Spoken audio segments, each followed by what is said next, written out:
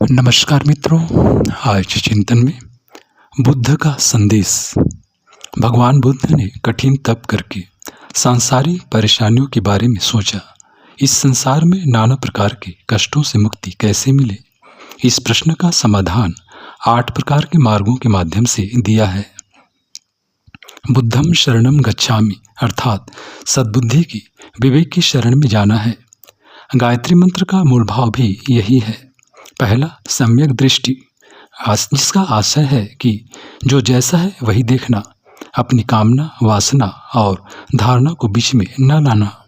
दूसरा, सम्यक संकल्प अर्थात जो करने योग्य है वही करना, उसके लिए अपना पूरा जीवन समर्पित कर देना। हठ करना संकल्प नहीं है। हठ तो एक प्रकार की जिद है जो अहंकार का स्वरूप है। संकल्प में अहंकार नहीं होता। तीसरा, सम्यक वाणी, जिसका अर्थ है कि सभी अर्थों में, दृष्टि में, संकल्प में, वाणी में हृदय की अंतरतम अवस्था में झलकने देना। वाणी का दोष मुक्त होना ही सम्यक वाणी है। चौथा, सम्यक कर्मांत अर्थात वही करना जिसे करने की अनुमति हमारा अंतर्मन देता है और जिसे करने से हमारे कर्म भोग निर्मूल होने लगते हैं और फिर कोई कर्म शेष नहीं बचता। पांचवा, सम्यक आजीविका, जिसका अर्थ है कि व्यक्ति को अपनी वही आजीविका चयन करनी चाहिए जिससे जीवन में शांति आए और अनावश्यक संग्रह न हो।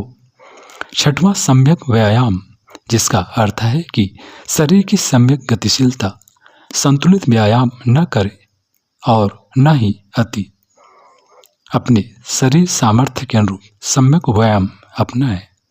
सातवां, सम्यक स्मृति, जिसका अर्थ है जो अनावश्यक है, निरर्थक है, व्यर्थ है उसे भूल जाना चाहिए, जो सार्थक है उसे याद रखना चाहिए। जीवन में सबसे महत्वपूर्ण अपनी चेतना है, उसे भूलकर हम सब कुछ याद रखते हैं। भगवान बुद्ध का स्पष्ट संदेश है कि सम्यक स्मृति द्वारा हम अपने आप को विस्मृत न करें, सार्थक तत्वों को याद रखा जाए। आठवां, सम्यक समाधि, जिसका अर्थ है सम्यक बोध। भगवान बुद्ध समाधि के विषय में कहते हैं कि समाधि ऐसी होनी चाहिए जिसमें जागृत हो, होश हो, बोध हो। भगवान बुद्ध का संदेश हृदयंगम कर जन जन को इन प्रेरणाओं तथा संदेशों को पाकर आत्मकल्याण के पथ पर अग्रसर होना है। सम्राट अशोक, अंगुलीमाल, अजातशत्रु जैसों का जीवन भगवान बुद्ध की प्रेरणा से ही बदला था और महानता को प्राप्त कर अपना जीवन धन्य बनाया।